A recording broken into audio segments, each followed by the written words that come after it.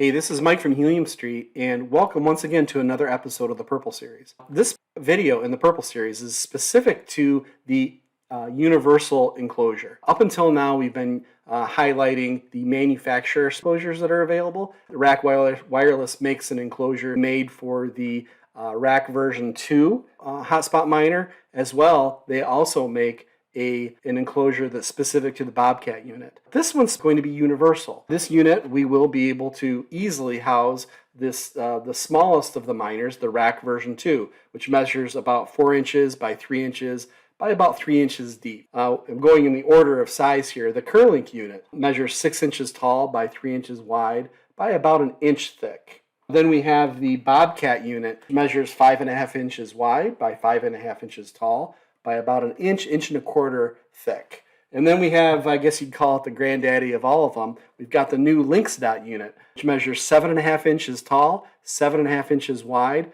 by about 2 inches thick. And so this universal enclosure that we're talking about today will easily house these units and provide for enough room for all the wires to be routed and also help with heat dissipation as well. Plenty of room in there for the unit to breathe. And generally speaking, it's a good way to go, as much because of the price point.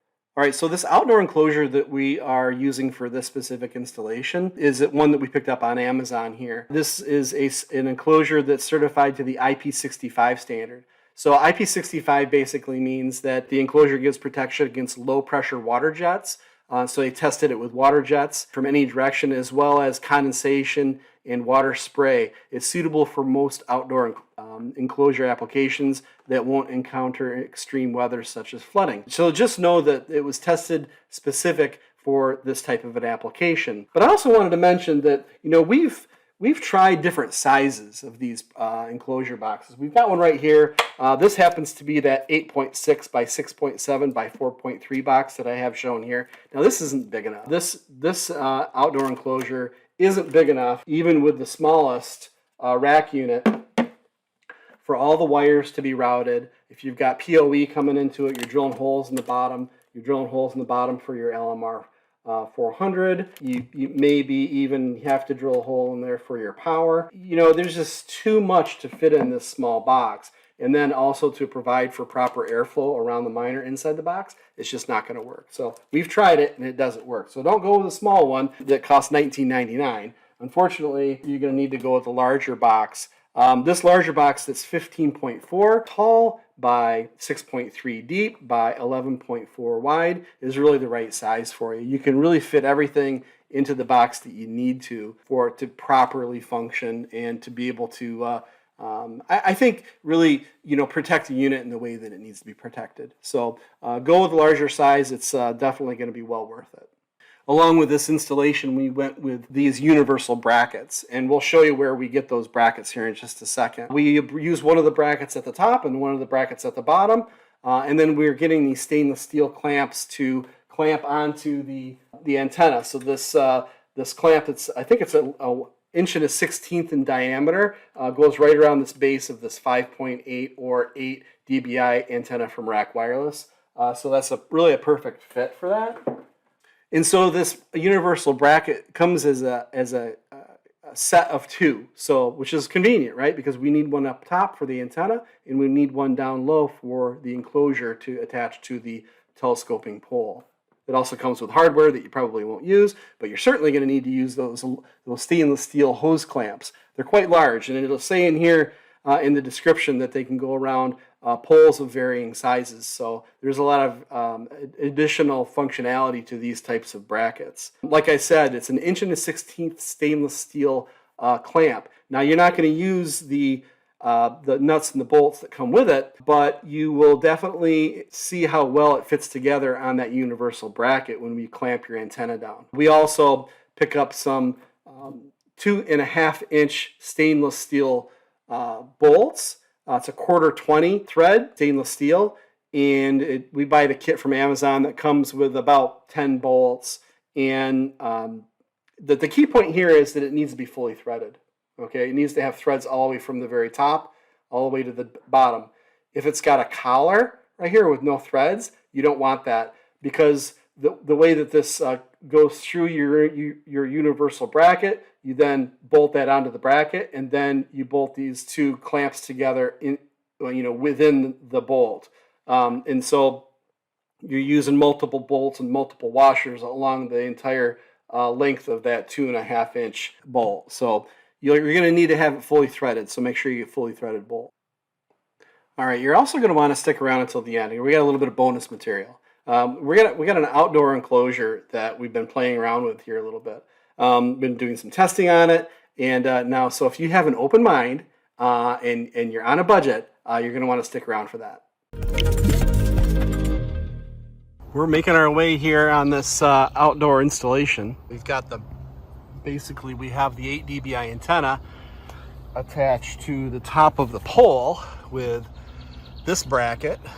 I got to cut off these ends still, and using these stainless steel brackets with had to double up a couple washers there because I ran out of the fully threaded 2-inch stainless steel bolts and had to go with a collared type. But you know what, when you're out here in the mosquitoes, this is what you need to do to get her done. Basically, we've got our box and we've got our rack installed, and we're making our way through it. We have a couple different variations of this. This happens to be a telescoping flagpole, aluminum telescoping flagpole with an 8 dBi antenna on it. It's got MNTD Superflex 400, color white, and that goes into a outdoor enclosure, which has basically an extension cord going to a surge protector, and that goes down and that gets plugged into an outside outlet. We also have a jumper MNTD 400 inside there connected to the rack, which with a lightning arrestor stuck in between there. That we don't have the lightning rod set up yet, but we intend on bringing the mast and the lightning arrestor to ground.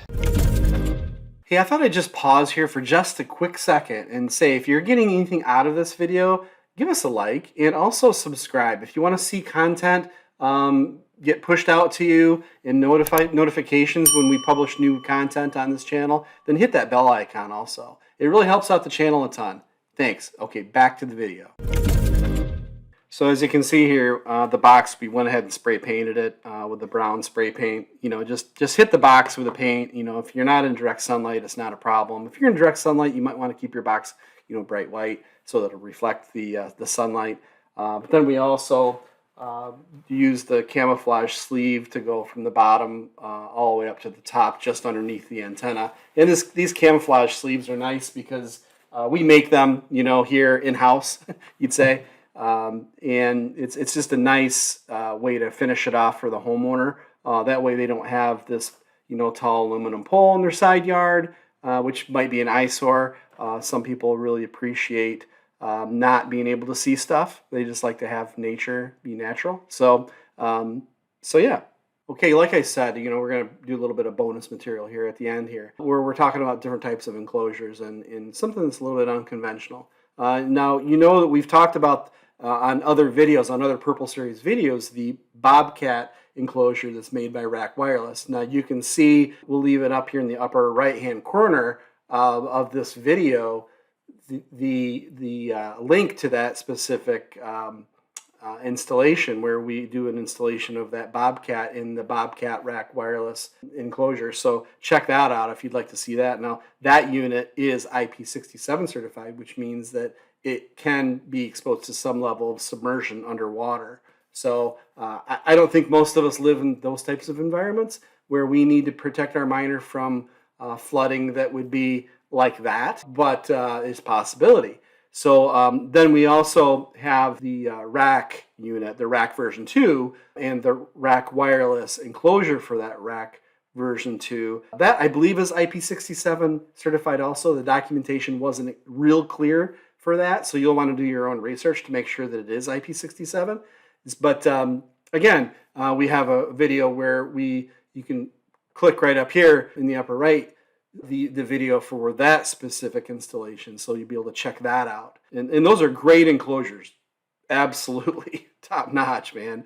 Those are nice enclosures, and they work really well with this telescoping pole. So you definitely want to check those out if you're interested. But then we also have this one that we did today, which is the more of a universal enclosure, which you can, I think maybe the benefit of this type of enclosure might be that, you can fit units as small as the rack unit and as large as the Linxdot unit, two completely different sized units, right? And they'll both fit in this universal enclosure.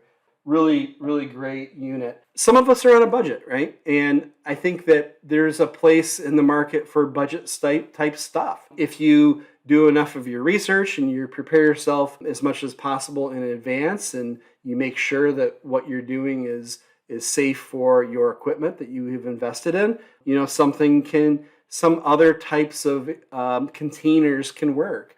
And that's exactly what we've been doing.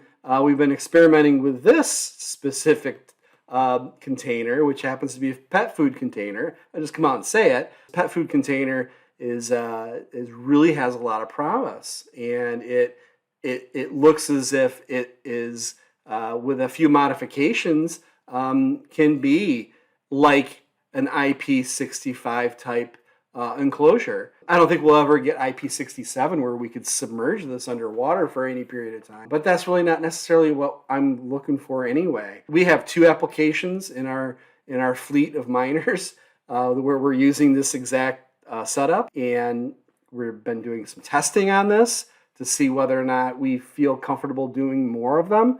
Up to now, a couple pretty significant rainstorms in our area.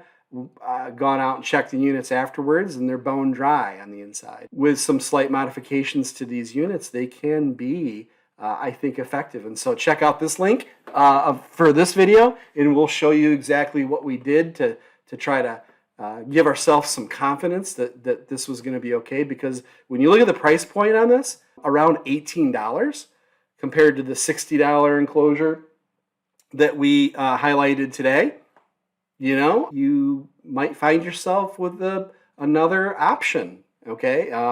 Again, do your research and check out this video.